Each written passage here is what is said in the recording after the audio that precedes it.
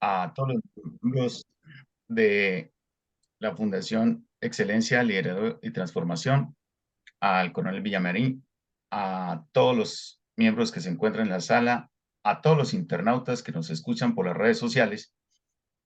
Me place saludarlos sobremanera y vamos a hablar sobre un tema muy particular y un tema muy importante, no solamente que compete a los colombianos, sino también a los hispanoamericanos, que tiene que ver con la incidencia histórica en la batalla de Ayacucho, uno de los hitos históricos más importantes en la historia de la independencia de Sudamérica. Vamos a ver cuál fue la trascendencia de la batalla de Ayacucho. Entonces paso a la siguiente diapositiva. Bueno, ¿qué tenemos como antecedentes de la histórica batalla de Ayacucho? En primer lugar, como bien se sabe, la invasión de Francia a España desde los años 1808 a 1814, cuando Napoleón Bonaparte, que quería imponer el bloqueo continental al Imperio Británico, por la negativa de Portugal, decidió con España, mediante el Tratado de Fontainebleau, invadir la nación portuguesa, pero necesitaba del tránsito de la nación española para poder invadir Portugal. Con el beneplácito de los reyes de España, Carlos IV y Fernando VII, así como su primer ministro, Manuel Godoy, los franceses se apoderan de la península ibérica y de igual forma también se apoderan del territorio español, aprovechando la coyuntura institucional que había en España en cuanto a la pugna del rey Carlos IV y su heredero Fernando VII, a quien acusaba a su padre y al primer ministro Manuel Godoy de implantar un mal gobierno para con la nación española. Entonces, esto llevó a que Napoleón aprovechara y los pusiera preso en Bayona, dando inicio a la Guerra de Independencia de 1804-1814. Esta guerra repercute no solamente en España, sino en América, porque en España se conforman juntas autónomas de gobierno en ausencia de los reyes de España preso en Bayona. Ahora, los españoles invitan a los reinos de América a que hagan parte de la guerra de independencia de España contra Francia, en esa guerra de independencia, y entonces eso va a buscar que los españoles logren la jura de lealtad al príncipe deseado Fernando VII, que fue el 25 de septiembre de 1808 en todos los reinos de América. Ahora, como los españoles dijeron, especialmente las juntas autónomas de gobierno y la Junta Central, primero en Sevilla, en Madrid y luego en Sevilla, pregonaron que los reinos de América recibirían una condición de igualdad, lo que llevó a que las élites dirigentes criollas de Hispanoamérica buscaran la formación de juntas en América, imagen y semejanza de lo que sucedía en España.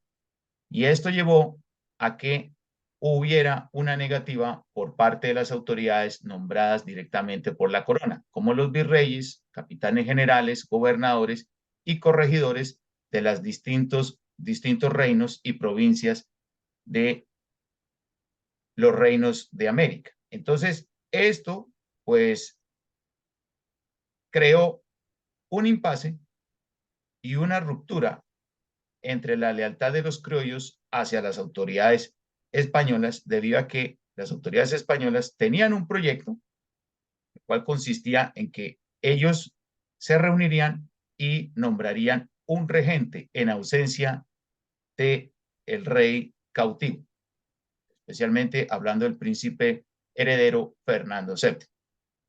Entonces esto llevó a que como reacción pues se conformaran juntas de carácter espurio en América, de 1809 a 1810, como la de Quito, Chuquisaca, La Paz. Luego en 1810 se formaran juntas en Caracas, Buenos Aires, Santa Fe y Santiago de Chile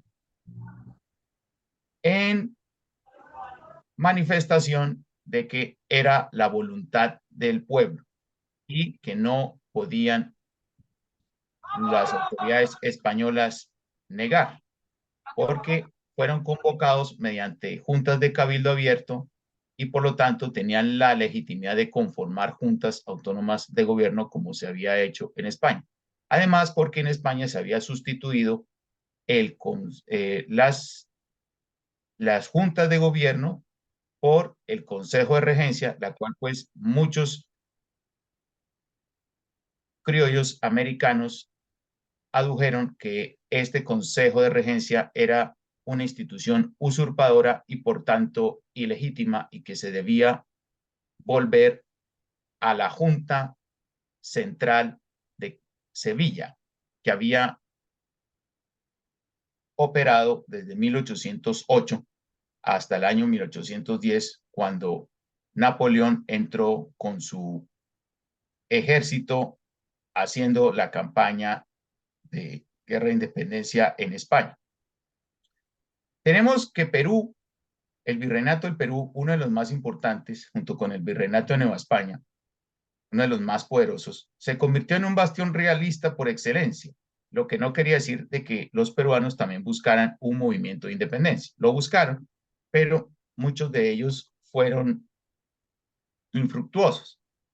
Ahora, también se dio el movimiento populista de Nueva España, encabezado por Miguel Hidalgo en Dolores, México, el 16 de septiembre de 1810.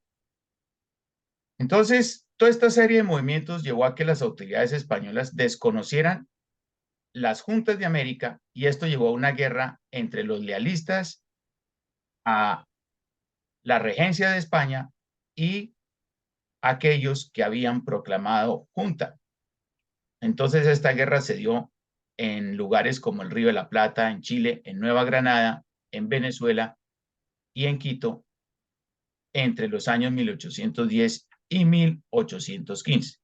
También se dio la famosa expedición de los realistas desde Lima, dirigidos por el virrey Abascal, el marqués de la Concordia, quien había logrado una política de pacto social entre criollos y estamentos indígenas para evitar lo sucedido en 1780 con la rebelión de Tupac Amaru II, con lo cual pues pudo lograr estas políticas de contrarrevolución que sofocó en su momento. Entonces, tenemos como ejemplo la expedición realista desde Lima a Quito en 1810 y en 1812. De igual forma, en el Río de la Plata, José Gervasio Artiga, con los rioplatenses de Buenos Aires, en la Batalla de las Piedras y en los dos sitios impuestos a Montevideo entre 1812 y 1814, liberaron la banda oriental del dominio español. Y de igual forma, tenemos un fenómeno que planteó el historiador francés François Javier Guerra, que se llamó la mutación ideológica. En la medida que los españoles desconocieron las juntas de gobierno de América, el proceso se radicalizó y esta radicalización llevó a que la dirigencia hispanoamericana optara por desconocer la corona de España y declarar la independencia de las recién creadas naciones de la corona de España. Fue así como en 1811 se dio la independencia de Venezuela. Nueva Granada desde 1811 con Cartagena, acordémonos que cada provincia se independizó por su separado, pero por lo general 1813 fue el año donde la mayoría de las provincias como Cundinamarca, como Antioquia, como Chocó, como Tunja, que acabó de cumplir también su aniversario el 9 de diciembre, se independizaron de la corona de España. En Chile, la famosa independencia oculta llevada a cabo por José Miguel Carrera, donde aparentemente le era leal a la corona, pero con sus acciones habían demostrado una independencia de la corona española. en el Río de la Plata, posterior a las acciones militares de San Martín, Belgrano y Güemes. En 1816, en un congreso, declararon la independencia, y en Nueva España, en el Congreso de Apatzingán, durante la campaña de Morelos. Y estos acontecimientos también llevaron desde Lima a la reconquista del virreinato de Chile. Ya en 1814, cuando la guerra de independencia de España fue ganada por la coalición tripartita entre Reino Unido, España y Portugal, dirigidos por el duque de Wellington, contra los franceses, y pudieron expulsar a los franceses del territorio ibérico. Entonces pasamos a la siguiente diapositiva.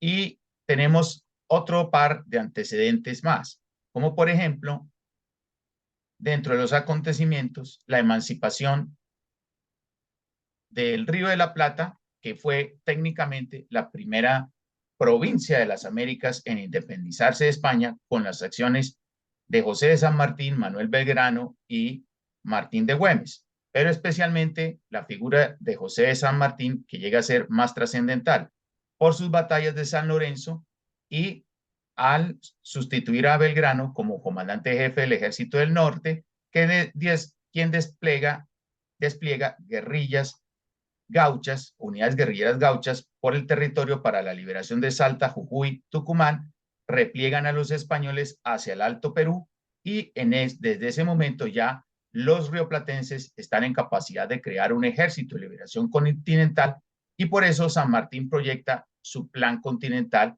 cuyo objetivo era atacar Lima. San Martín como Bolívar sabían que debía llegar al Perú, o de lo contrario, la revolución liberal de independencia no tendría éxito. También tenemos el fracaso de las campañas de Hidalgo y Morelos en Nueva España por la radicalización del proceso que llevaron a cabo, especialmente Hidalgo, y entonces el virrey Calleja logró una política de contrainsurgencia y de unión contra ese radicalismo que llevaron a cabo las fuerzas patriotas o los ejércitos insurgentes, como se le denomina en México, y esto llevó al fracaso de las campañas de Hidalgo y Morelos, pero estos elementos patriotas que aún se mantenían en pie, mantuvieron la determinación y decidieron optar por una guerra de guerrillas que les dio resultado hasta el año 1821 con la llegada del Plan de Iguala. Luego vemos la reconquista de la Nueva Granada y Venezuela por parte de Pablo Morillo, ya que Fernando VII había vuelto al trono con la condición que le impuso Napoleón de que volvía al trono de España a cambio de neutralidad, que España no se metiera en las guerras napoleónicas, y entonces vuelve y trató de restablecer el antiguo orden, llevando a cabo la abolición de la Constitución de Cádiz, de ese proyecto de monarquía constitucional que quisieron hacer los dirigentes españoles, y por lo tanto repercutió en los reinos y provincias de América. Entonces se dio esta expedición de reconquista por parte de Pablo Morillo, y entonces vemos que estos periodos de 1814 hasta 1817 hay una época de restauración monárquica donde iba prevaleciendo el absolutismo y el antiguo orden en los reinos de América. Pero en 1817 hay un punto de giro. Este punto de giro se llevó a cabo por las campañas de San Martín y Bolívar. Ya con los fondos obtenidos por parte de los ejércitos independentistas en Buenos Aires, en parte por la ayuda de los británicos, aunque fue una ayuda no oficial, porque los británicos mantenían su neutralidad desde el punto de vista oficial, pero a través de casas comerciales ayudaron con préstamos y crearon también legiones para apoyar la causa de la independencia, con el objetivo de poder obtener nuevos mercados debido a la revolución industrial que estaba llevando a cabo el Imperio Británico desde el siglo XVIII. Entonces, estas campañas de Bolívar en San Martín, desde 1817 hasta 1822, hace que los españoles empiecen a perder territorios en los reinos de América. Entonces se dieron las independencias de Chile, Nueva Granada, Venezuela, Quito y la incursión de San Martín en Perú en 1820. Entonces tenemos la batalla de Chacabuco y Maipú en Chile, la batalla de Boyacá en Nueva Granada, la batalla de Carabobo en Venezuela, la batalla de Pichincha en la audiencia de Quito, o la posterior República de Ecuador. Tenemos las incursiones de San Martín en Pisco, el Callao, en Ancón, en Huacho, en Guaura, donde genera un bloqueo por mar y tierra, y como Perú era un bastión realista muy significativo, este bloqueo hizo que se cambiaran las lealtades. San Martín también llevó una expedición hacia las sierras con el ejército unido, es decir, el ejército rioplatense y el ejército chileno, donde O'Higgins, después de la liberación de Chile, patrocinó la campaña de San Martín, y el general Juan Antonio Álvarez de Arenales vence en Cerro de Pasco. Luego, en 1821, los rioplatenses y chilenos llegan a Lima y el virrey José de la Serna no tiene otra opción sino que replegarse hacia las sierras, con lo cual empezó el gobierno de San Martín en Perú, el famoso protectorado. Esta campaña fue muy significativa porque San Martín creó un ejército para el Perú, le dio las instituciones al Perú, le dio un sentido de pertenencia a los peruanos, y muchos peruanos pues que apoyaron la causa de la independencia, y esto sirvió como apoyo para los ejércitos colombianos en las campañas de Junín y de Ayacucho. Otro antecedente importante, la Revolución de Riego en España. Debido a las pérdidas de los reinos de América, así como la represión que estaba llevando a cabo los absolutistas españoles contra los liberales en la península, llevó a que el general Rafael de Riego se opusiera a una nueva expedición de reconquista en América, y se generó una revolución donde retornaron a la Constitución de 1812, obligaron a Fernando VII a que jurara la Constitución que una vez abolió en 1814, y esto llevó a que el efecto de la revolución se llevaran a cabo armisticios y reformas en las Américas, como por ejemplo el Pacto de Santana entre Bolívar y Morillo, donde Morillo reconocía la independencia de la Nueva Granada y la humanización de la guerra. Se acabó esa fase de guerra-muerte que se venía practicando desde 1803. De igual forma, el motín de Asnapuquio que se dio en Perú, cuando se dieron las campañas de San Martín, el virrey José de la Serna depuso al virrey Pezuela, con lo cual se llevó a cabo una conferencia, la conferencia en Punchauca, y en esta conferencia se dio un armisticio donde también se humanizó la guerra.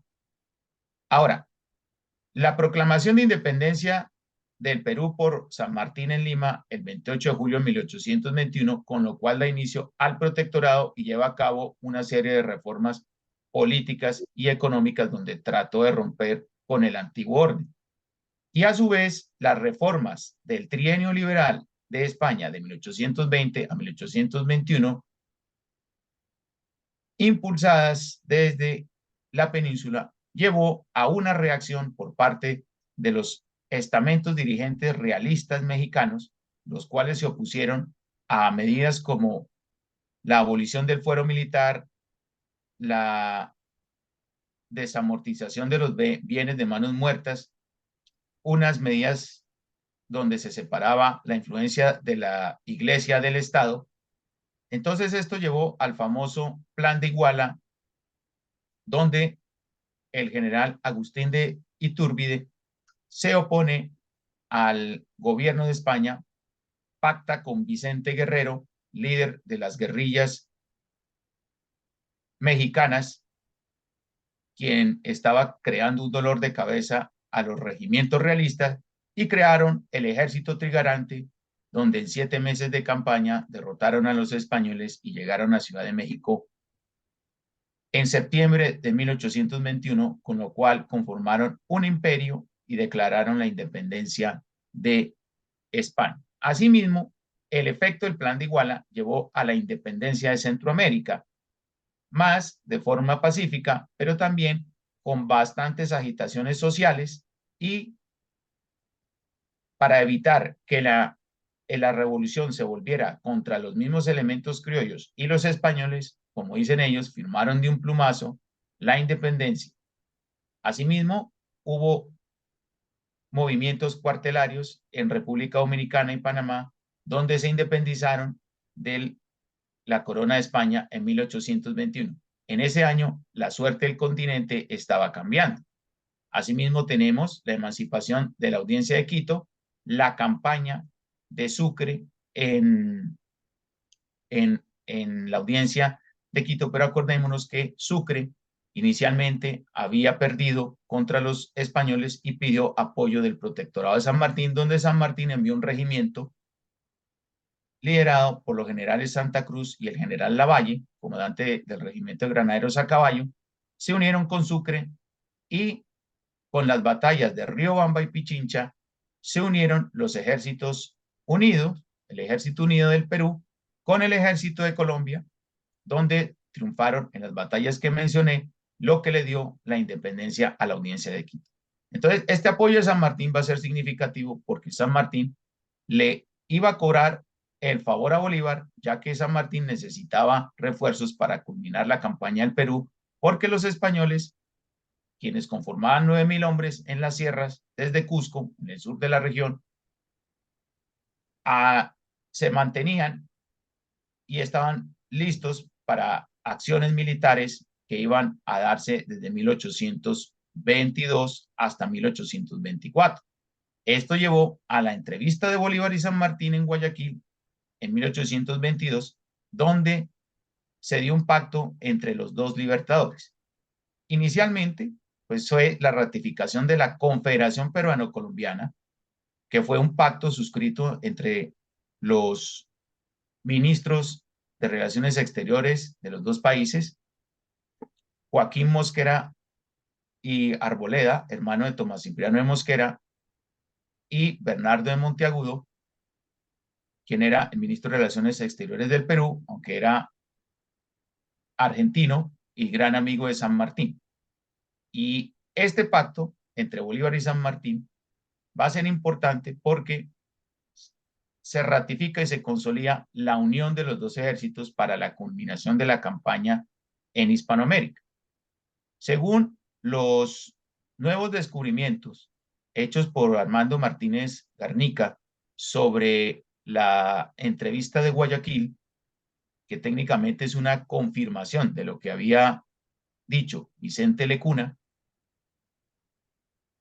fue que San Martín le había dicho a Bolívar que estaba preparando una campaña de puertos intermedios, estaba muy cansado de la situación política que se estaba dando en Perú, estaba muy tensa, y por tanto, después de la campaña de puertos intermedios, iría a renunciar. Algo que fue sorpresivo para Bolívar.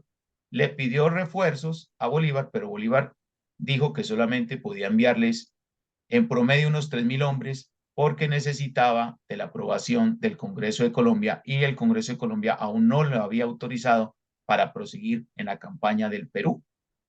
Entonces, son unas situaciones que ya se han aclarado, afortunadamente, con el revisionismo histórico, que anteriormente se decía que esta reunión había sido un misterio, ya que se habían conferenciado a puerta cerrada.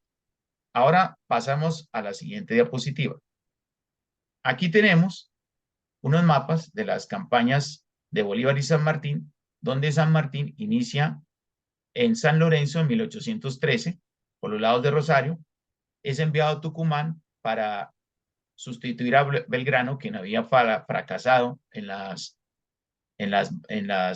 batallas en las expediciones del Alto Perú, en Vilcapugio y Ayohuma, y luego pasa la cordillera, donde vence a los españoles en Chacabuco y posteriormente en Maipú, para luego realizar la campaña de expedición a Lima por vía marítima, que era su proyecto del Plan Continental. Asimismo, Bolívar, quien inicia la campaña desde Venezuela, cruza los Andes a semejanza de San Martín y ataca el virreinato de Santa Fe en Boyacá el 7 de agosto de 1819. Luego se dirige a Caracas, donde en Valencia derrota con el general Páez a los españoles en Carabobo, donde libera Venezuela, y posteriormente marcha a Quito, pero hace una maniobra de tenaza, donde Bolívar se dirigía por el norte y Sucre por el sur. Recordemos que Bolívar tuvo una victoria pírrica en Bomboná, pero realizó una maniobra de repliegue donde atrajo a las fuerzas de Agualongo y las neutralizó, donde pudo lograr recibir refuerzos por parte de Santander como presidente encargado de la República. Se toma la ciudad de Pasto y prosigue su marcha hasta lo que es hoy la República del Ecuador o la presidencia de Quito. Logra unirse con Sucre y posteriormente la famosa entrevista de Guayaquil. Y posterior a la entrevista de Guayaquil, nuevamente tiene que luchar contra las fuerzas de Agualongo en la batalla de Ibarra en 1823 para el 1 de septiembre llegar a Lima. Y vemos también la campaña de San Martín en Perú, lo cual es muy importante porque gracias a esta campaña, pues Bolívar va a recibir también refuerzos y apoyo del Ejército Unido, es decir, de los ejércitos chilenos, rioplatenses, al igual que los ejércitos peruanos que San Martín logró crear. Y entonces esto va a ser muy importante porque muchas naciones se van a unir en torno a las dos últimas campañas de 1824, que son las batallas de Junín y Ayacucho. Miremos aquí las expediciones por mar, donde hace un desembarco en varios puertos, como lo dije, en Pisco, en el Callao, en Ancón, en Huacho, en Huaura, y una campaña de expedición en las sierras de Juan Antonio Álvarez de Arenales, donde logra la famosa batalla de Pasco. Esta batalla de Pasco genera un efecto dominó porque logra que Guayaquil se independice de España y de igual forma, mediante disuasión de San Martín, el marqués de Torretagle declara la independencia de la provincia del norte del de Trujillo. Y entonces la mayor parte del territorio es independizado en esta primera fase y San Martín puede entrar a Lima en julio de 1821. Ahora, ¿cómo se desarrolló el proceso en Perú? Con el retiro de San Martín del protectorado, debido a varias presiones que tuvo desde el punto de vista político, se le acusó de tirano, que él quería ser un rey del Perú porque él decía que se debía crear una monarquía constitucional, aduciendo que el caso del Perú era un caso muy especial. Y llegó una corriente republicana liderada por José Sánchez Carrión, donde le hicieron una oposición muy fuerte, asimismo como varios elementos peruanos, quien presionaba para que dejara el mando del ejército libertador, prefirió hacerse a un lado y más bien instalar el Congreso Constituyente. Ahora, entonces San Martín se hace a un lado para evitar la división de mando entre los ejércitos de Colombia y los ejércitos a su mando, lo que llamaban el Ejército Unido. Pero también delegó el mando en los ejércitos peruanos. Es decir, él se la jugó de dos cabezas. Él sabía que si los peruanos no culminaban la campaña de independencia, entonces llegaría Bolívar y entonces su retiro es considerado como un retiro estratégico para lograr el mando unificado, evitar divisiones que pusieran en jaque el éxito de la campaña.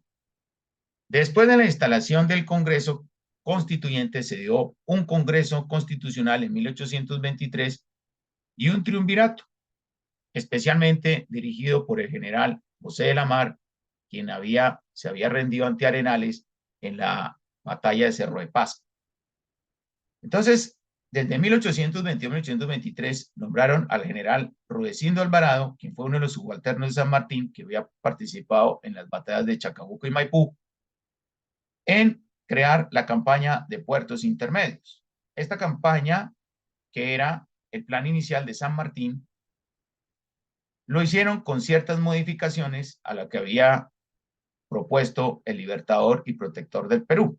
Entonces, esto terminó en las batallas de Torata y Moquegua, como vemos en la primera diapositiva, lo cual terminó en un rotundo fracaso.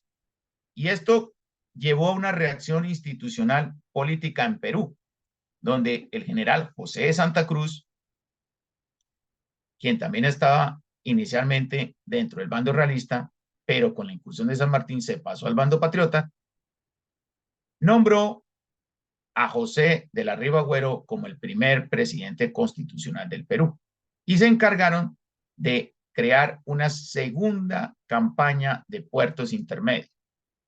En esta campaña, los patriotas vencieron en la batalla de Cepita, pero cometieron el error de no perseguir a sus adversarios, lo cual los españoles ganaron tiempo y los generales La Serna, Valdés y Canterac se unieron, con lo cual Santa Cruz se vio en la obligación de replegarse y volver a Lima. Ahora, hay otra situación que Bolívar estaba atento a lo que pasaba en Perú, pero necesitaba de la aprobación del Congreso. De todas formas, envió a Sucre como su emisario, su representante, y Sucre, de alguna manera, trató de apoyar la campaña de puertos intermedios, pero no pudo llegar a tiempo y de igual forma fue derrotado. Con lo cual, pues las esperanzas de culminar la campaña en el Perú se desvanecían. Ahora, esto llevó a que, como reacción, el Congreso del Perú destituyera al presidente Rivagüero y nombraran a José Bernardo de Tagle, el marqués de Torre Tagle, el mismo que declaró la independencia de la provincia de Trujillo al norte del Perú, como segundo presidente. Ahora, cuando Bolívar recibió la orden del Congreso y el permiso de este para proseguir con la campaña del Perú, llegó a Lima el 1 de septiembre de 1823. Hay un dato microhistórico que hoy en día los historiadores no tienen en cuenta, pero lo pongo a colación, que Bolívar, según O'Leary, estaba en su escritorio y estaba escribiendo una carta al Congreso de Colombia diciéndole que la situación en Perú era crítica y él se veía forzado a embarcarse con sus tropas al Perú. En esos momentos llegó la carta de autorización por parte del Congreso colombiano y Bolívar decidió destruir la carta que estaba escribiendo para ser enviada a Bogotá. Cuando Bolívar llegó al Perú, Bolívar recibió facultades extraordinarias y asumió facultades dictatoriales, donde él tendría el control de los asuntos militares. Mas, sin embargo, nunca trató de involucrarse en los asuntos políticos debido a que el presidente era el marqués de Torre Tagle, a quien él pues trató de respetar. Ahora, hay otra situación de que esto despertó las envidias de Torre Tagle y va a generar una serie de vicisitudes como lo vamos a ver aquí. Primero, en Francia, durante el reinado de Luis XVIII, decide enviar al duque de Angulema con sus famoso regimiento de los 100.000 hijos de San Luis, invaden España para restablecer el absolutismo monárquico de Fernando VII. Además, recordemos que como Luis XVIII pertenecía a la familia Borbón, era familiar de Fernando VII, con lo cual esta restitución del absolutismo hizo que en América también repercutieran ciertos hechos durante la Guerra de Independencia. Ribagüero en Perú desobedece o desacata la orden del Congreso y se subleva en la provincia de Trujillo. Bolívar se ve obligado a marchar al norte hacia Trujillo para apresar a Ribagüero y mantener la unidad de las tropas. Bolívar no solamente marchó con los ejércitos colombianos, sino con los ejércitos peruanos y también con los ejércitos rioplatenses y chilenos, aunque un destacamento de los ejércitos rioplatenses se quedaron en la provincia del Callao. Ahora, de todas formas, Ribagüero va a ser apresado por sus propios oficiales y esto le da un respiro a Bolívar para proseguir con la campaña y estableció en Trujillo su cuartel general.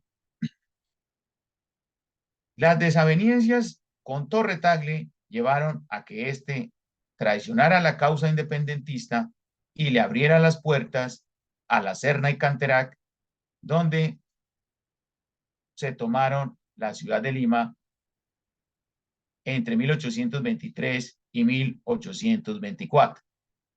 Asimismo, el 1 de enero de 1824, Bolívar se enfermó en Pativilca. Esta enfermedad lo transformó y en un momento se creyó que iba a morir. De todas formas, venció la enfermedad, pudo recuperarse y se entrevistó con el ministro de Relaciones Exteriores de la República de Colombia, Joaquín Mosquera y Arboleda, hermano del futuro presidente Tomás Cipriano de Mosquera. A lo cual Mosquera le preguntó que qué pensaba hacer y las palabras de Bolívar fue vencer. En Trujillo, Bolívar estableció su centro de operaciones en el norte, temiendo que si de pronto podía llegarse alguna situación de desventaja para las tropas libertadoras, podían replegarse hacia la audiencia de Quito o la República de Colombia o la mal llamada Gran Colombia. Pero afortunadamente eso nunca se dio. Acordémonos que también había una esfera de influencia muy importante porque esa región de Trujillo hacía parte de toda esa región que comprende las sierras del norte que fueron liberadas también durante las campañas de San Martín por el general Juan Antonio Álvarez de Arenales. Ahora, ¿cómo se desarrollaron las operaciones en el Perú durante la última campaña? Con el restablecimiento de Fernando VII en 1823 como monarca absoluto, los españoles en el Perú se dividieron. El general Olañeta se sublevó en el Alto Perú contra los generales Valdés, Canterac y el virrey La Serna, quien eran de procedencia constitucionalista.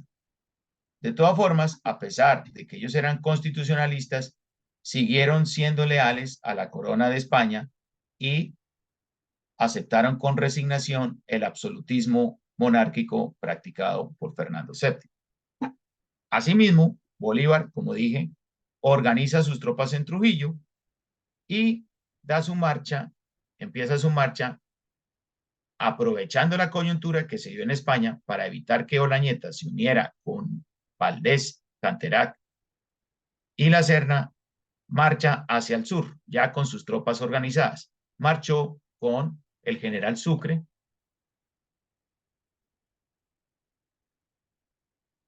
y otros generales del famoso Ejército Libertador, como el general Miller, el general Alejandro Brux, el general José Félix Bogado, todos ellos subalternos de San Martín, al igual que, por ejemplo, el general Isidoro Suárez del Ejército del Perú. Todos estos generales que fueron muy importantes, o el general José de la Mar, quienes se van a destacar en las batallas también de Junín y Ayacucho. Entonces, cuando Bolívar pasa por el Cerro de Pasco, donde fue la misma batalla, donde Arenales triunfó sobre los españoles, en las Pampas de Junín se encuentra con la división realista y se dio la famosa batalla de Junín del 6 de agosto de 1824. Esta fue una victoria por parte de los ejércitos libertadores empleando solamente la caballería, donde se destacaron los llaneros colombianos, los granaderos de los Andes de San Martín, los guasos chilenos y los húsares del Perú. Esta batalla fue importante porque fue el comienzo del fin del ejército realista. Los españoles se batieron en repliegue más hacia el sur buscando un contraataque. Este es un croquis de la batalla de Junín. El primero fue pues un croquis de parte del general Roberto Ibáñez Sánchez, donde muestra cómo se colocaron las fuerzas de caballería patriotas sobre las realistas, las cuales fueron envueltas y llevó a que los españoles se replegaran. En la versión peruana tenemos, un momento, voy a cambiar aquí. Listo. En la versión peruana tenemos que inicialmente los españoles iban ganando la contienda, pero el comandante de los húsares de Junín, o de los húsares del Perú inicialmente, el general Isidoro Suárez, se posiciona en la retaguardia de la caballería española y los ataca a retaguardia, lo que hizo que el resto de la caballería libertadora, como decían en aquel entonces, volvieran caras, dejaran de darle la espalda y se enfrentaran a los ejércitos españoles y como estuvieron envueltos a vanguardia y a retaguardia, llevó a que los españoles se dispersaran. Esta batalla fue muy emblemática porque le dio y elevó la moral a los ejércitos libertadores después de las derrotas que tuvieron en las campañas de puertos intermedios de 1823. Ahora, vamos a ver cómo fueron los movimientos previos a la batalla de Ayacucho. Resulta que el Congreso de Colombia, que uno no sabe por qué, de pronto por el exceso de civilismo que tenemos en nuestro país, le negó las facultades a Simón Bolívar extraordinarias sobre la conducción de la guerra. Por lo tanto, no podía dirigir más las tropas libertadoras en la campaña de consolidación de la independencia, no solamente del Perú, sino de la Hispanoamérica. Por lo que Bolívar decidió delegar el mando en Sucre. Asimismo, Bolívar marchó hacia las costas, hacia el occidente, para poder tomar Lima, lo cual logró con éxito el 5 de diciembre de 1824, donde desalojó a los españoles. De igual forma, Valdés, quien trató de enfrentar a Canterac, pero sin resultados favorables, porque se mantuvo, a Olañeta, Valdés no pudo someter a Olañeta en el Alto Perú, lo cual llevó a que volviera a reintegrarse con Canterac y La Serna y partieron desde el sur, especialmente desde Cusco, donde era su centro de operaciones, para envolver a las tropas de Antonio José de Sucre.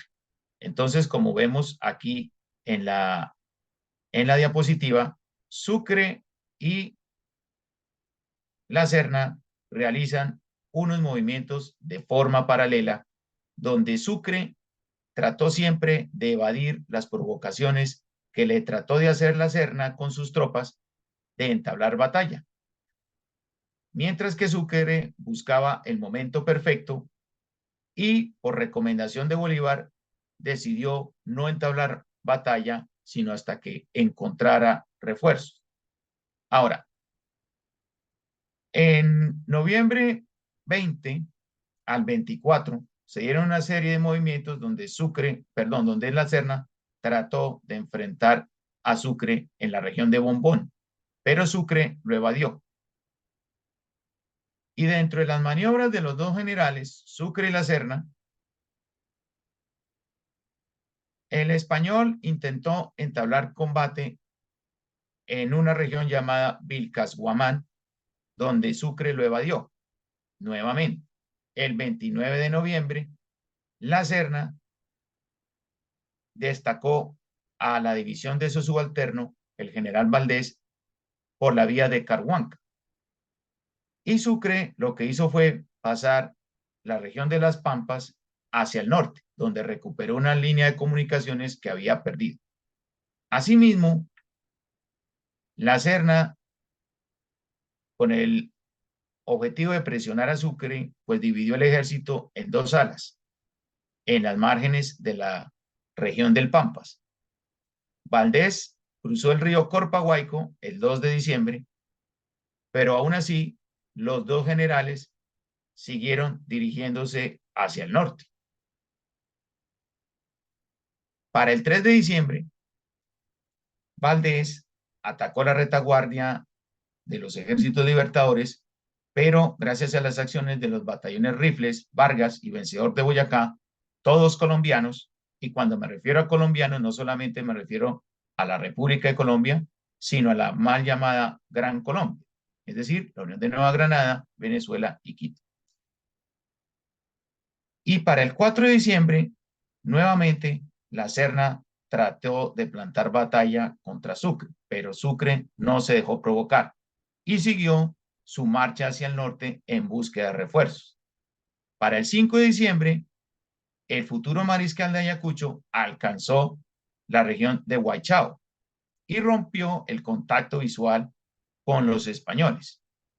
Para el 6 de diciembre, Sucre con sus tropas llegó a la población de Quinua y el 7, el famoso Ejército Unido Libertador, que así se denominó desde la llegada de Bolívar, así como, como el resto de elementos patriotas, alcanzaron la famosa Pampa de Ayacucho. Ahora, ¿qué es lo que va a venir después? Lo que va a venir después son unas maniobras previas al combate, donde el 8 de diciembre la Serna, persiguiendo las tropas de Sucre de forma paralela, se encaminó hacia el norte y se posicionó en el cerro de Cundurcunca. En esa altura el Cundurcunca ya pudo enfrentar cara a cara a las tropas libertadoras, por lo cual la batalla era un hecho inevitable. Ahora, Bolívar le envió una carta a Sucre diciéndole que si él lo consideraba, podía entablar combate en el momento apropiado, por lo cual Sucre se dio cuenta que podía enfrentar al virrey La Serna a pesar de no obtener refuerzos. Como la batalla era un hecho irreversible, porque ya estaban enfrentados cara a cara, ya posicionados los dos ejércitos, Entonces, para el 8 de diciembre, Sucre ordenó una maniobra de guerra psicológica con el objetivo de asustar a las tropas de la SER, donde envió, digámoslo, un pequeño regimiento bajo el mando del general José María Córdoba. Entonces, enviaron soldados, rompieron fuego, también enviaron también instrumentos musicales donde tocaron música y pusieron a los realistas en una posición defensiva. Y cuando esto sucedió, cuando los realistas se aprestaron a pelear, solamente encontraron que no había nadie y una absoluta oscuridad vacía. Pero esto en parte lo hicieron como para elevar la moral de la tropa, previo a la batalla que se iba a entablar el 9 de diciembre. Entonces, voy a pasar a la siguiente diapositiva. Bien, entonces, ¿cómo fueron las posiciones de batalla de los dos ejércitos el 9 de diciembre de 1824? Tenemos que Sucre organizó las tropas de la siguiente forma, dentro del Ejército Unido Libertador del Perú. En el flanco izquierdo puso al general José de la Mar, en el flanco izquierdo y como reserva al general Jacinto Lara, y en el flanco derecho puso en la segunda división al general José María Córdoba, quien va a destacarse en la batalla de Ayacucho. Igualmente, el general Guillermo Miller debía encargarse de la conducción de la caballería, donde estaban los húsares de Junín, los granaderos de los Andes, los granaderos de Colombia y los húsares de Colombia. Con lo cual, también tuvo un papel muy importante y destacado en el desarrollo de la contienda. Los patriotas tenían 2 piezas de artillería y como efectivos disponían de 6.910, aunque hay otras versiones que dicen que poseían 8.500 efectivos. Dentro del ejército realista tenemos lo siguiente. La Serna colocó sus tropas de la siguiente manera. En el flanco derecho, o sea, flanco izquierdo patriota, al general Jerónimo Vardés. En el flanco central, al general Juan Antonio Monet. Y en el flanco izquierdo, al general Alejandro González Villalobos. Asimismo, el general Valentín Ferraz comandaba la caballería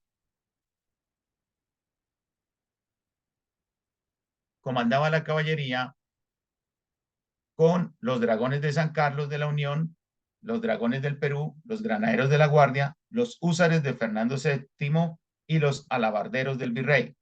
Poseían 11 piezas de artillería y un total de efectivos de 9.310 hombres.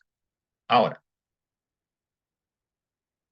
¿cómo se desarrolló la batalla de Ayacucho?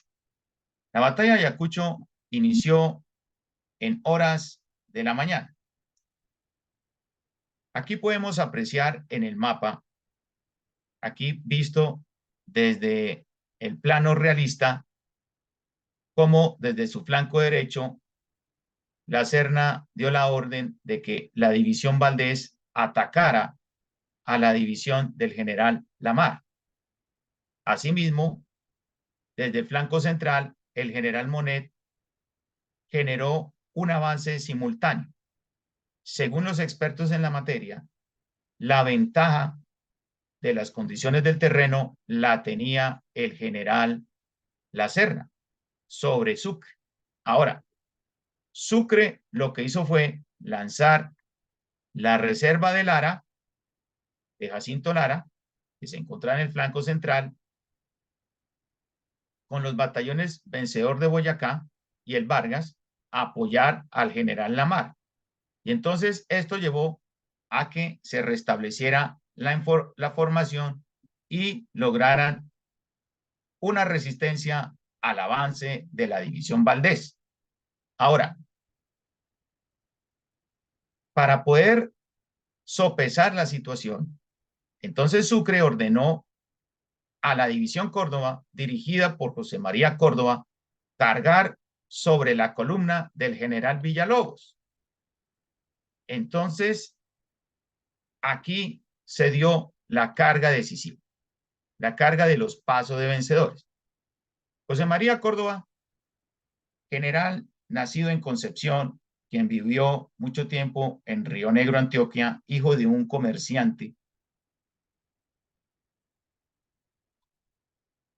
contaba con 25 años de edad y se había destacado no solamente en las batallas de Río Palo, en los llanos se había destacado con Páez, de igual forma se destacó en las batallas de Pantano de Vargas, Boyacá, luego fue enviado a Antioquia, liberó a Antioquia, venció en Chorros Blancos al general Guarleta, asimismo comandó la campaña del Bajo Magdalena de forma exitosa con el general Hermógenes Maza, también lideró el sitio de Cartagena, implantado por los patriotas de 1820-1821 con el general Mariano Montilla, y el general José Prudencio Padilla por vía marítima se destacó con su carga de bayoneta en la batalla de Pichincha, así como también venció a las fuerzas de Agualongo en 1823.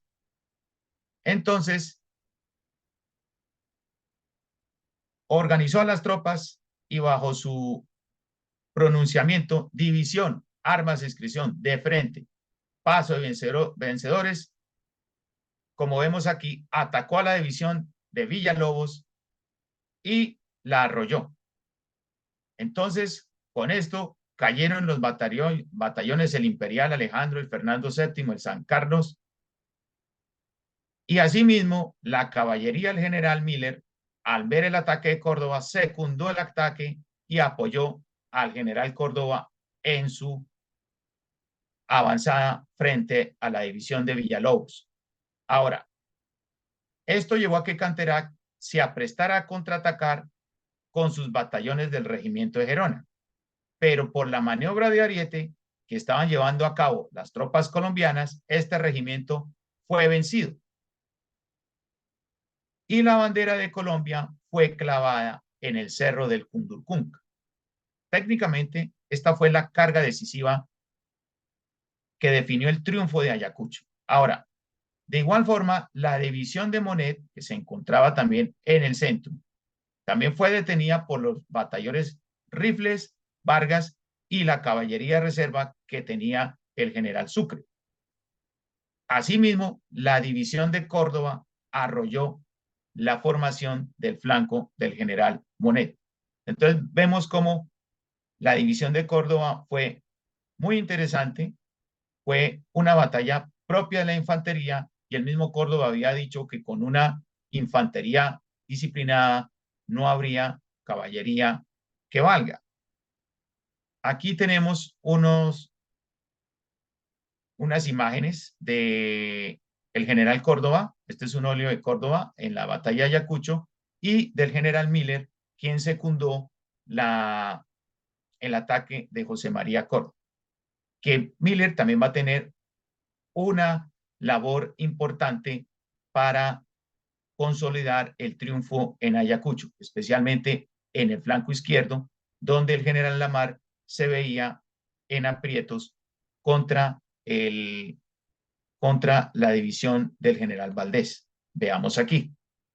Dentro de las maniobras finales de la batalla, la división de Lamar y Lara, que también pues deben ser reconocidos sobremanera, porque para los peruanos es un hito también la labor de estos generales, especialmente el general Lamar. El general Lara era venezolano, Jacinto Lara. Detuvieron el avance del general Valdés. Entonces Miller regresó al flanco central y ordenó la carga de caballería con los húsares de Junín y los granaderos a caballo, y fueron apoyados a su vez por los batallones Vargas y la Legión Británica. Esto llevó como resultado que el enemigo fuera arrollado, capturaran la artillería de los españoles, la caballería de Valdés se retiró, la infantería se dispersó y al ver clavada la bandera de Colombia en el cerro de Cundurcunca, Valdés ordenó la retirada. La Serna fue hecho prisionero y los realistas optaron por la capitulación. Entonces, ¿cuáles fueron las incidencias de la batalla de Ayacucho? Qué pena, me vuelvo a la anterior diapositiva. Primero, que esto llevó a la capitulación por parte de los españoles. Los realistas reconocieron la derrota, la Serna aceptó la victoria de los ejércitos libertadores, reconocieron la independencia del Perú y, como caso curioso, los ejércitos libertadores o la nación peruana, la República del Perú, en la cual se consolidó la República del Perú posterior a esta batalla, indemnizó a los españoles y a su vez pues les dieron todo el apoyo a aquellos españoles que pretendieron volver a su tierra natal. Algo curioso dentro de los hechos históricos de capitulaciones que suceden en la historia. Ahora, las tropas libertadoras se apoderaron del norte del Alto Perú, es decir, Sucre logró llegar al Cusco posterior a la batalla de Ayacucho. De ahí prosiguió hacia el Alto Perú, trató de dialogar con el general Olañeta, pero Olañeta mantuvo su posición de, de ser leal a la corona de España, a sostener la región del Alto Perú como un virreinato, con lo cual Olañeta va a ser nombrado virrey por parte de Fernando VII y es llamado a sí mismo el último virrey y mantiene una posición defensiva. Entonces, las famosas republiquetas que se encontraban en el Alto Perú apoyan la causa de Sucre y generaron un efecto dominó donde las principales ciudades del Alto Perú fueron cayendo, incluso muchos regimientos realistas se pasaron al bando libertador. Asimismo, los rioplatenses, bajo recomendación de San Martín, que eso hacía parte de su plan continental, una vez liberado el Perú del dominio español, se iniciaría una tenaza sobre el Alto Perú. Por lo tanto, el general Arenales, quien se encontraba en la frontera rioplatense, llamó al general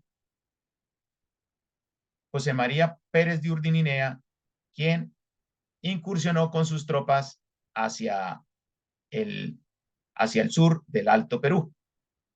Esto llevó a que Olañeta fuera derrotado y muerto en la batalla de Tumuzla, donde su sobrino se pasó al bando patriota, entabló batalla en Tumuzla y en el 1 de abril de 1825 cayeran los ejércitos realistas. Asimismo, el general Pérez de Urdininea derrotó a las fuerzas españolas de Valdés en las batallas o combates de Talina y Tupiza. Esto llevó a que Valdés, alias Barbarucho, el mismo que persiguió a Martín de Güemes en el norte del Río de la Plata, capitulara el 7 de abril de 1825 en la región de Chichas. Con esto se dio, con estas dos acciones se dieron la libertad del Alto Perú del dominio español.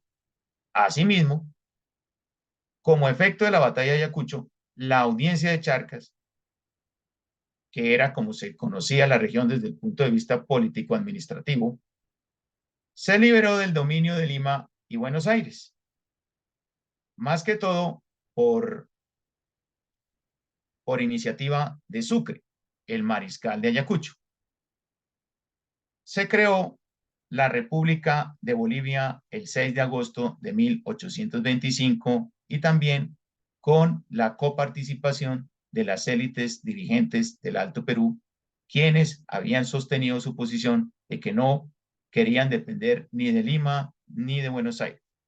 Entonces, desde el punto de vista geopolítico, vemos cómo Ayacucho tuvo una incidencia, que fue la siguiente, que Buenos Aires perdió su salida al Pacífico, porque en ese entonces el Alto Perú o la Audiencia de Charcas tenía una salida hacia el Océano Pacífico y como desde la segunda mitad del siglo XVIII la corona española había ordenado que la Audiencia de Charcas sería parte del Virreinato de Buenos Aires.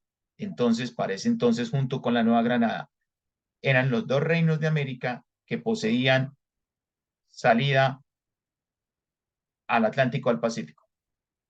Qué pena, me equivoqué en decir reinos de América, sino de Suramérica, que poseían salida al Atlántico, al Pacífico. Entonces, Buenos Aires perdió su salida al Pacífico con la independencia de Bolivia, con la creación de la República de Bolivia, en honor a Simón Bolívar.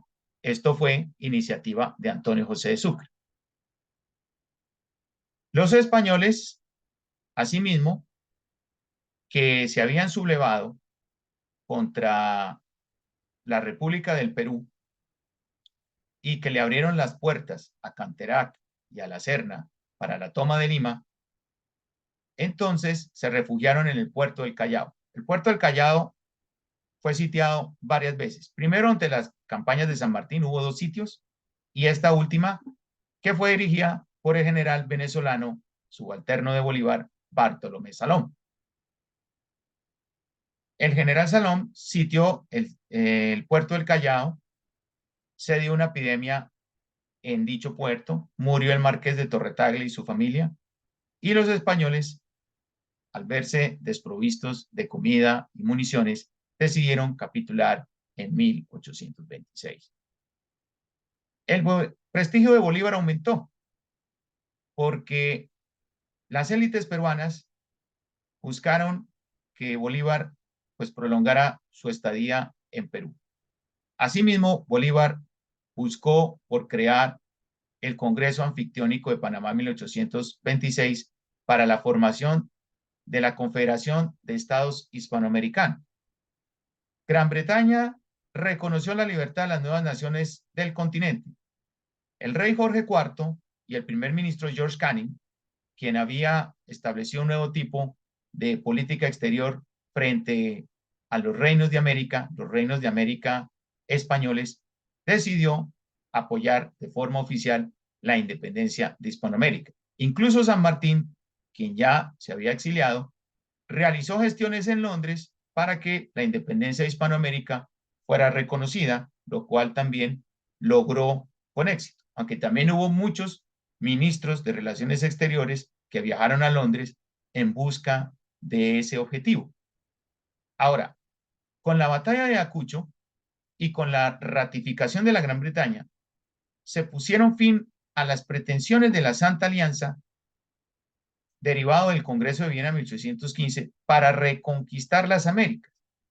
Asimismo, recordemos que los Estados Unidos se habían pronunciado en diciembre de 1823, lo cual se cumplen ya 200 años, con el presidente James Monroe y su secretario de Estado John Quincy Adams, quienes rechazaron la propuesta de la Santa Alianza y crearon la famosa doctrina Monroe, que decía que América era para los americanos, lo cual esta doctrina es un poco controversial porque aunque declaró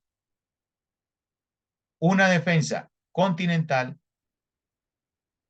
para los americanos, no tuvo en cuenta las otras naciones que se habían independizado del Imperio Español.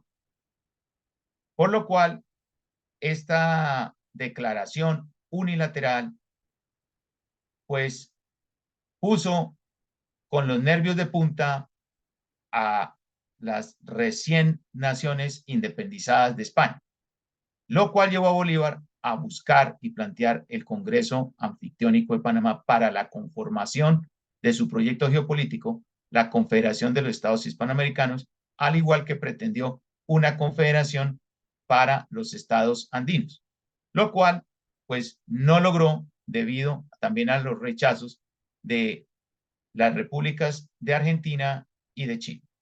Ahora, asimismo, se prolongó la Confederación Peruano-Colombiana, creada desde 1822 hasta 1827, cuando los colombianos partieron del Perú para regresar a casa y se dio la sublevación de los peruanos contra la presencia de las tropas colombianas en 1827. Recordemos que también Bolívar buscó una constitución de tipo vitalicia para con la República del Perú y en Bolivia no solamente fundó la República, sino que también creó el proyecto de constitución boliviana para la República de Bolivia, la cual fue presidida y gobernada por el mariscal Antonio José de Sucre, también hasta 1827. Ahora, ¿qué otros aspectos podemos destacar adicionales dentro de la incidencia política de la batalla de Ayacucho?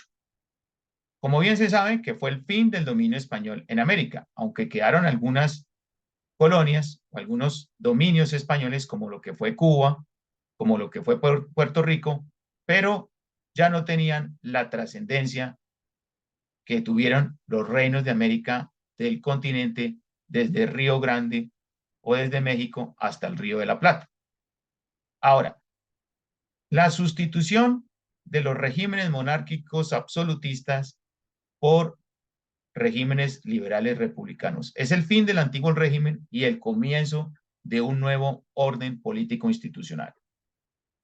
Asimismo, Buenos Aires redobló sus esfuerzos para la liberación de la banda oriental. Recordemos que los portugueses en 1816 invadieron la banda oriental y con la independencia de Brasil y la guerra de independencia que tuvo Brasil contra Portugal, la banda oriental pasó a ser de dominio brasilero. Los brasileros otorgaron una autonomía especial a los orientales, pero los orientales buscaron su independencia. Entonces continuaron con el legado de Artigas y los rioplatenses apoyaron la expedición de los 33 orientales lideradas por el general Juan Antonio Lavalleja. Esto llevó a que la banda oriental fuera liberada del dominio brasilero por la incursión de Lavalleja, así como se dio la guerra argentino-brasilera que duró desde 1825 a 1830 y con la mediación de del Imperio Británico se fundó la República Oriental del Uruguay de 1830. Se reconfiguraron algunas fronteras, como por ejemplo la República de Bolivia y la República del Uruguay, como hablé anteriormente. Entonces, Ayacucho puso en evidencia una, una confrontación desde el punto de vista diplomático. El usi possidetis iuris, que pregonaba Bolívar, que se debían mantener las fronteras tal cual había establecido la corona de España, o el régimen de facto que se estaba dando por los hechos de Realpolitik, digámoslo de alguna manera, como efecto de la batalla de Ayacucho, como por ejemplo la conformación de Bolivia, que Bolívar pues nunca lo pretendió. Es decir, Bolívar pretendía que el Alto Perú fuera anexado al Bajo Perú o a la República del Perú. Y de igual forma, por ejemplo, los argentinos con la banda oriental nunca pretendieron de que esta banda fuera a conformarse en la República Oriental del Uruguay. Fue más que todo una mediación del Imperio Británico que los argentinos aceptaron con resignación. Entonces, esto es un hecho que a veces se mantiene hasta nuestros días. Esta forma de reconfiguración de las fronteras, donde hay un debate entre la usi possidetis y el régimen de facto. Bueno, entonces pasamos a la siguiente diapositiva.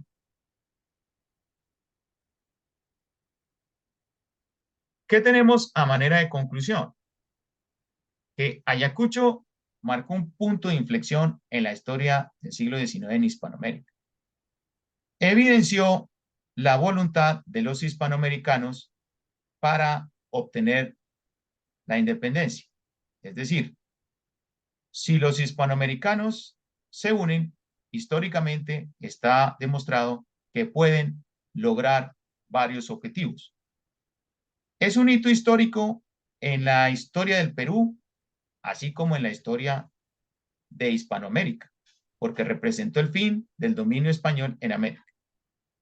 Marcó la esperanza del subcontinente, pero a la vez una frustración, porque Hispanoamérica, después de 300 años de dominación española, pasó a su independencia política, pero se mantienen 500 años de dependencia económica, lo cual es el próximo reto de las élites hispanoamericanas poder buscar este objetivo. Se consolidó la revolución de independencia de Hispanoamérica. Es un proceso que hace parte de la historia universal y también de la historia de Occidente, así algunos historiadores del primer mundo lo quieran negar, pero América Latina es una subregión occidental y su historia hace parte del proceso occidental, que nos quede bien claro. Ahora, es un referente para los hispanoamericanos, es decir, la batalla de Yacucho es un referente con lo cual, como los hispanoamericanos lograron su objetivo mediante la unidad, entonces los intelectuales buscan mecanismos que conlleven a la industrialización y al desarrollo del subcontinente. Y a manera de conclusión final, pienso que es necesario para lograr estos objetivos y acabar con la dependencia económica que nos atañe, buscar y consolidar el legado de Bolívar y San Martín, que consistió en lograr el fortalecimiento de las naciones del subcontinente mediante un modelo de desarrollo liberal de acuerdo a nuestras realidades, porque lo que ha pasado es que hemos importado modelos de desarrollo sin tener en cuenta nuestras realidades internas y nos chocamos contra una pared. Si adaptamos este modelo liberal de desarrollo a nuestras realidades, es muy probable que Hispanoamérica pueda salir de la dependencia económica y lograr el sueño de Bolívar y San Martín, que es el fortalecimiento industrial del subcontinente, el desarrollo del subcontinente. Entonces, termino hasta acá y estoy dispuesto a escuchar sus comentarios y preguntas. Adelante, mi Muchas querido José. gracias. Muchas gracias, Eduardo, por esa excelente presentación donde denotamos que la guerra y la batalla de Ayacucho mejor no es solo la batalla, muertos, heridos, sobrevivientes, etcétera. Hay muchas cosas que decantándola salieron a la palestra para darnos mejor o mayor vida y siguen vigentes. Entonces, vamos a ver quién tiene alguna pregunta y les pido el favor es que sean cortos porque el tiempo ya se nos ha se nos ha agotado. Entonces, por favor, le vamos a dar la palabra a la doctora Ethel. Muy buenas noches, mi doctora. Adelante, por favor.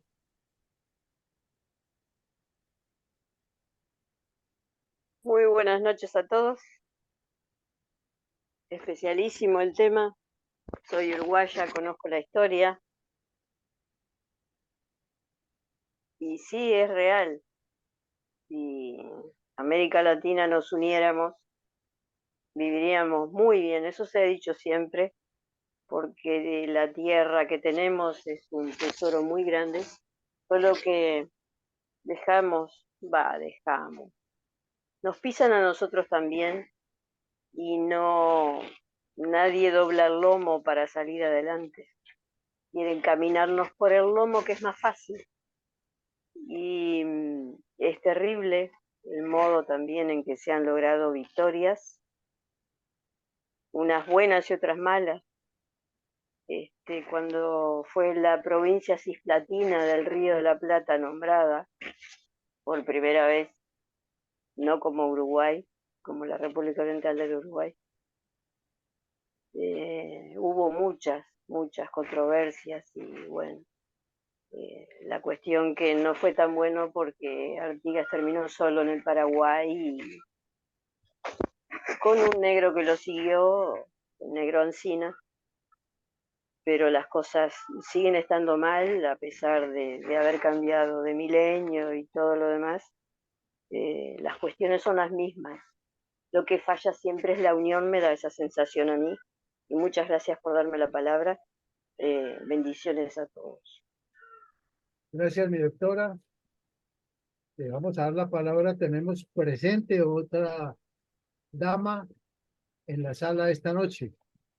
María Alexandra, por favor, un saludito muy corto y su participación en la presente academia. Adelante, por favor, María Alexandra. Muchas gracias a Eduardo por su charla muy interesante, eh, recordando los acontecimientos que realmente vale la pena mencionar y recordar y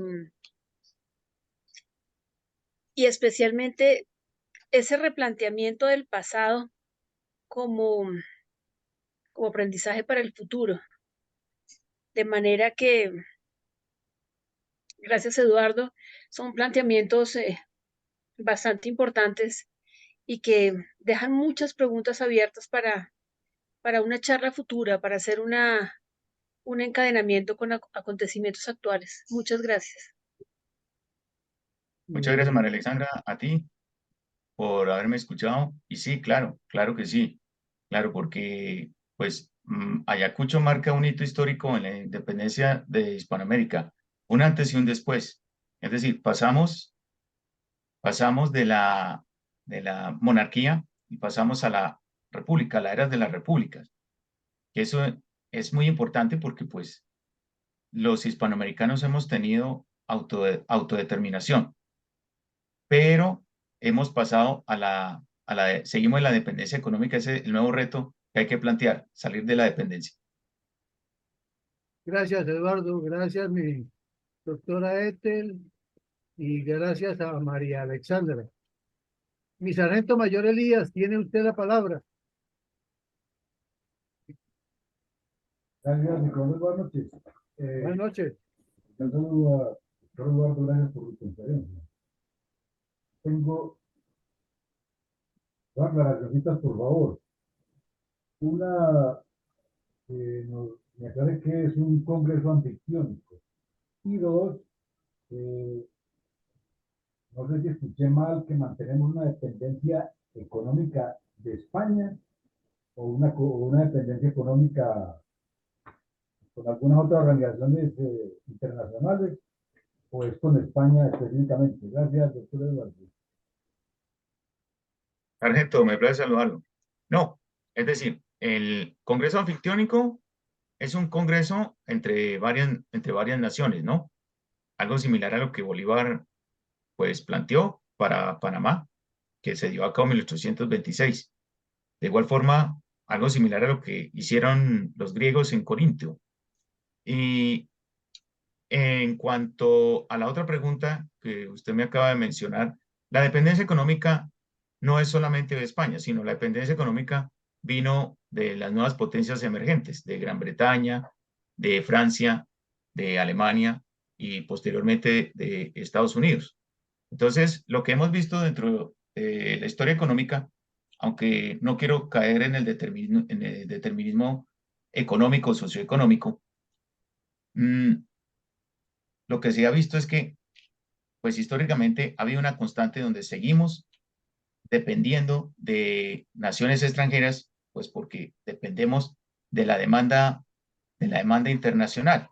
Por ejemplo, no estamos haciendo un mayor énfasis en el mercado interno que en el mercado externo, que ese sería un planteamiento, o no seguimos bajo el impulso de la sustitución de importaciones, que eso también puede llevar a una autonomía económica muy importante, o no tenemos organismos de crédito fuertes para evitar la dependencia de organismos multilaterales de crédito que limitan el desarrollo. Gracias, Eduardo. Gracias, mi sargento mayor. Tiene la palabra mi coronel Pachón. Gracias, don Eugenio, y a don Eduardo, muchas gracias por la información de la tarde-noche de hoy. Quisiera preguntarle, como siempre, desde la primaria nos inculcaron las 5 naciones liberadas por Simón Bolívar: Colombia, Venezuela, Ecuador, Perú y Bolivia. En ese orden nos lo enseñaron y creo que no lo han cambiado. ¿Cuáles han sido las dificultades para tratar de independizarnos de la parte industrial? Y si hay algún país que haya puesto mayores inconvenientes o trabas, ¿y qué país de ellos ha tenido la iniciativa de arrancar, de servir como de eje, como de guía y orientador? Gracias, Eduardo. Coronel Pachón, me place saludarlo. Bueno, voy a ser muy breve por cuestiones de tiempo, pero históricamente han habido experiencias de países hispanoamericanos que han buscado un fortalecimiento económico. Uno de ellos es Paraguay, que fue muy importante, y el otro caso fue Argentina, en el siglo XX, durante la década de los 30 y los 40.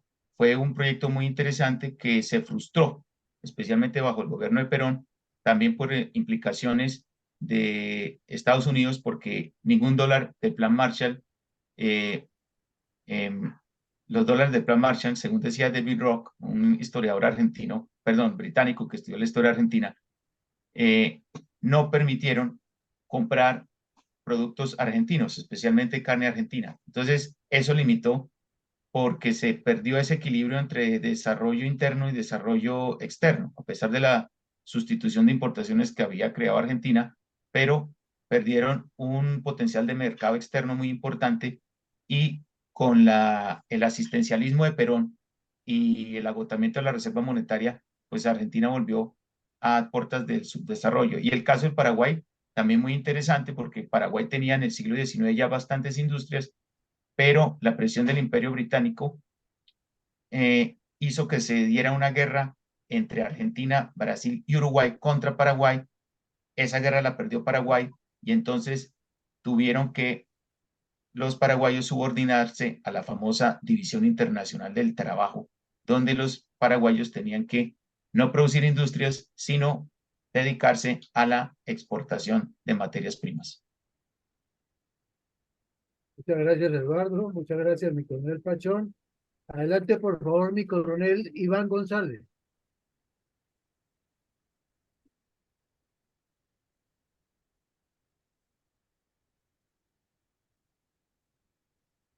No, no está por ahí. Bueno, entonces, vamos con mi doctor José Ricardo Martínez.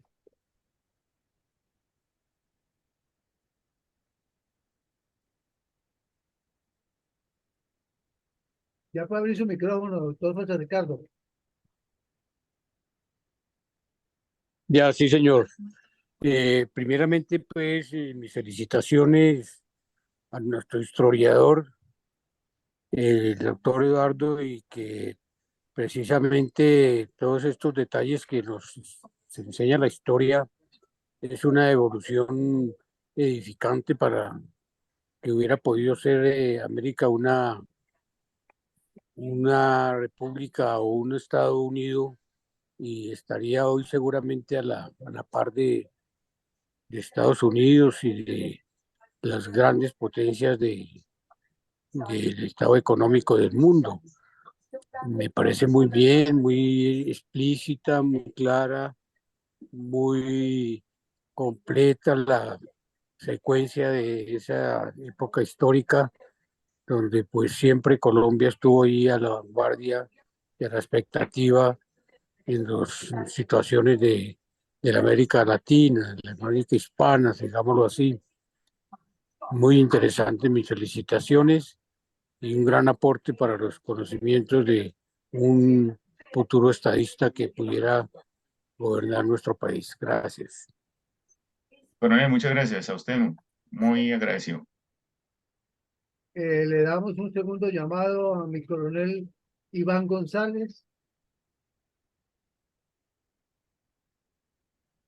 o en su defecto, entonces vamos a escuchar a mi coronel Carvajal, que es el último que me queda de la lista.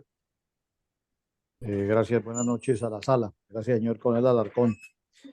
Gracias, Eduardo Patiño, por sus referencias históricas a un hecho tan importante como la batalla de Ayacucho. Quisiera hacerle una pregunta: ¿por qué en las diferentes alusiones que usted hace siempre emplea o normalmente emplea la palabra el subcontinente? Se refiere al subcontinente, ¿por qué no el continente?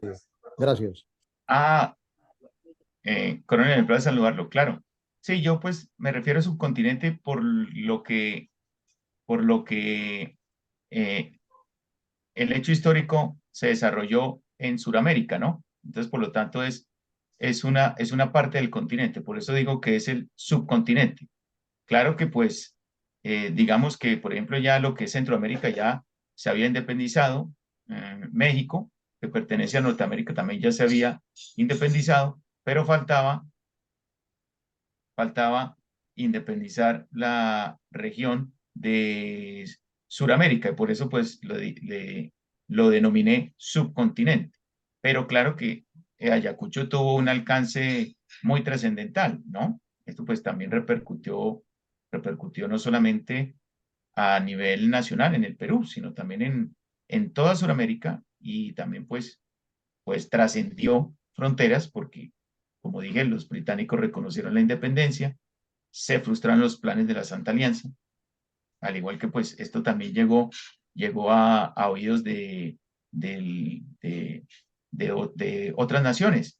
Y por ejemplo, en México, por ejemplo, aún estaban los españoles refugiados en el puerto de San Juan de Ulúa. Entonces tuvieron los mexicanos que en tiempos de la presidencia de Guadalupe Victoria, tuvieron que generar un sitio, un bloqueo por mar y tierra, en la batalla de San Juan de Ulúa, donde finalmente los españoles se rindieron ante las fuerzas mexicanas. Pero sí, claro, o sea, Ayacucho tuvo eh, una trascendencia que, pues, técnicamente rompió fronteras.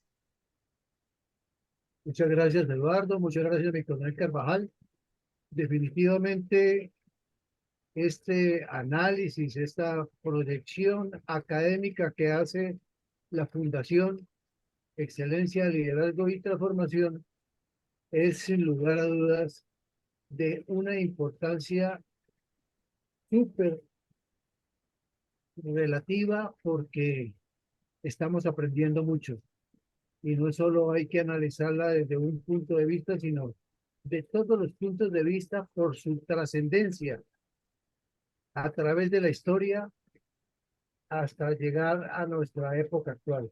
Eso debía hacerse con todas las batallas, con todas las guerras que se desarrollan, tal como lo hace mi coronel Villamarín, con la guerra de Ucrania, con ahora el conflicto de Palestina, y entonces serían muchas las conclusiones que tendríamos que sacar para bien futuro de nuestras proles, de lo que nos ha dado mi Dios. Bueno, definitivamente ya no tenemos nada más por hoy. Eh, ya todos los que quisieron participar lo hicieron. Vamos por lo pronto a primero darle las gracias a Eduardo y segundo, mi coronel Villamarín, sacar las conclusiones del análisis de hoy y la bendición por el día de hoy. Adelante, por favor, mi coronel. Muchas gracias, mi coronel Alarcón. A Eduardo, muchísimas gracias por su participación hoy. Estuvo excelente todo este conversatorio, los mapas ilustrativos, las maniobras que hicieron, las contrariedades que tuvieron, las dificultades, cómo las superaron, y luego sus conclusiones finales y análisis de todos los aspectos relacionados con esta batalla, pues desde luego aportan muchas luces, muchos elementos, muchos datos y mucha información para entender algo que, como lo dijo mi coronel Pachón, se presenta ante los estudiantes, o se presentaba, porque ya ni siquiera se presenta, en los escenarios académicos infantiles de una manera muy simplista. Sí, Simón Bolívar libertó 5 naciones y las principales batallas fueron A, B, C y D, y la de Ayacucho por allá la nombran como una batalla más. Y resulta que, como lo decía Eduardo, ahí partió la historia de Occidente. Si la Santa Alianza tuvo tanta importancia en Europa por la respuesta inmediata que tuvo de Estados Unidos con la doctrina Monroe, pues esta batalla le quebró el espinazo a la Santa Alianza. Dígase lo que se diga, le quebró el espinazo a la Santa Alianza porque los dejó sin aire y ayudó indirectamente a empoderar a Estados Unidos para que fuera más contundente frente a Europa. Pero la verdad es que ni Latinoamérica ni Occidente hemos decantado la importancia de la batalla de Ayacucho, ni en el orden geopolítico, ni en el orden histórico, ni en el orden diplomático. Y vamos a mencionar algunas cosas. ¿Por qué?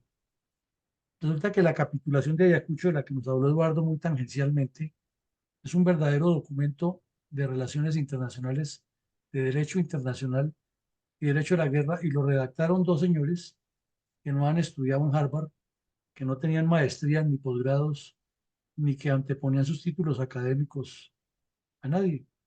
Entre Sucre y Córdoba se sentaron y redactaron eso y le hicieron firmar a los españoles rapidito, porque además fue expedito, como firmaron esa capitulación y como aceptaron la derrota de la corona española, no la derrota del ejército, estaba allí, la derrota de la corona, aceptaron de una vez. Y ese documento pues fue base para que el Perú declarara su independencia y luego el Alto Perú la declarara. Entonces, ese es un documento valiosísimo que merece un análisis especial porque tiene mucho contenido.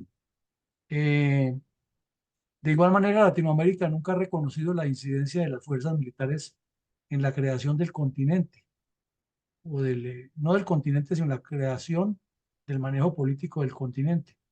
Y fueron los soldados, en este caso los de Colombia, y como dijo Eduardo, de Chile, Argentina, bolivianos o del Alto Perú, el mismo Perú Bajo, ecuatorianos que se unieron en un solo bloque, y pues allí había portugueses, había franceses, había ingleses, había de todos porque aventureros hay en todas las guerras, pero el grueso eran soldados de a pie de nuestro continente y fueron los que le dieron forma a esto, dirigidos por gente de nuestro continente, con excepción de uno que otro que era europeo, los demás eran todos comandantes formados al calor de la guerra aquí.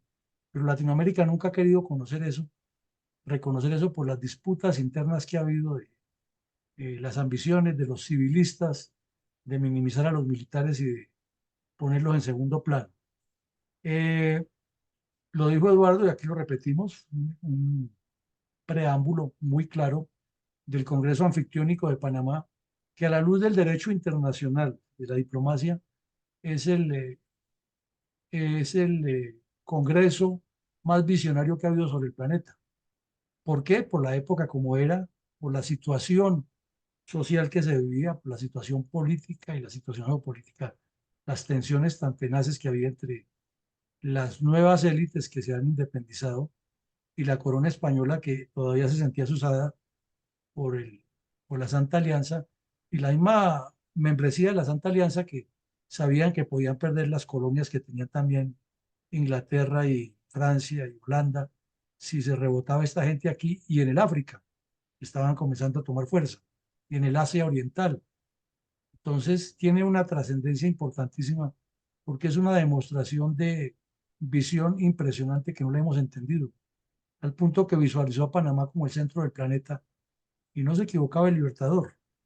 Bueno, pero pues ahí con lo que había al lado de él no daban la talla y se pusieron fue a pelear entre ellos y a buscar envidias, intrigas y nos quedamos cortos.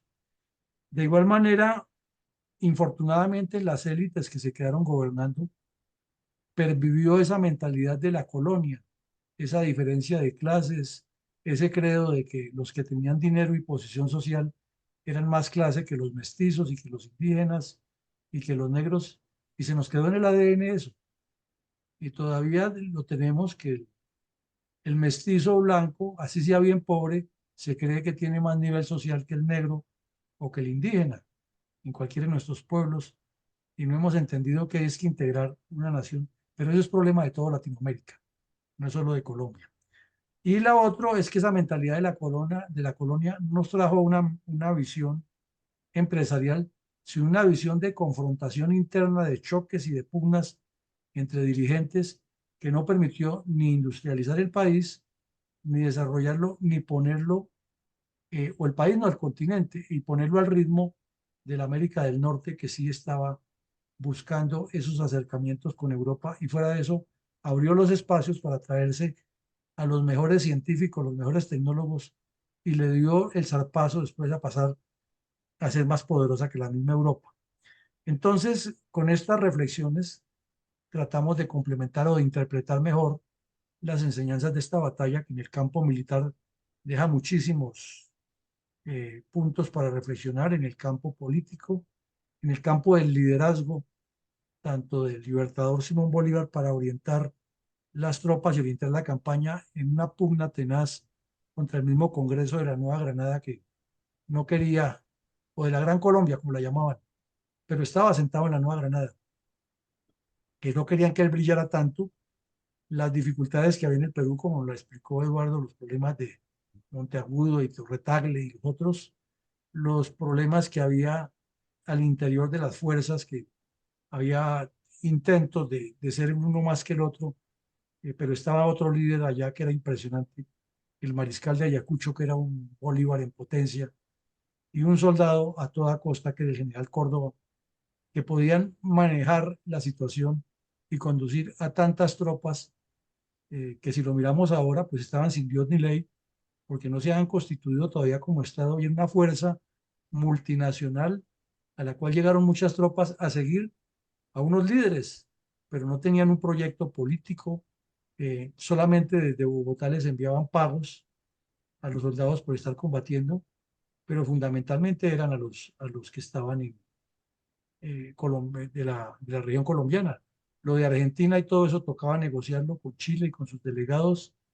Sí, claro, les pagaban desde luego, pero era muy difícil tener una concentración logística administrativa para manejar las tropas.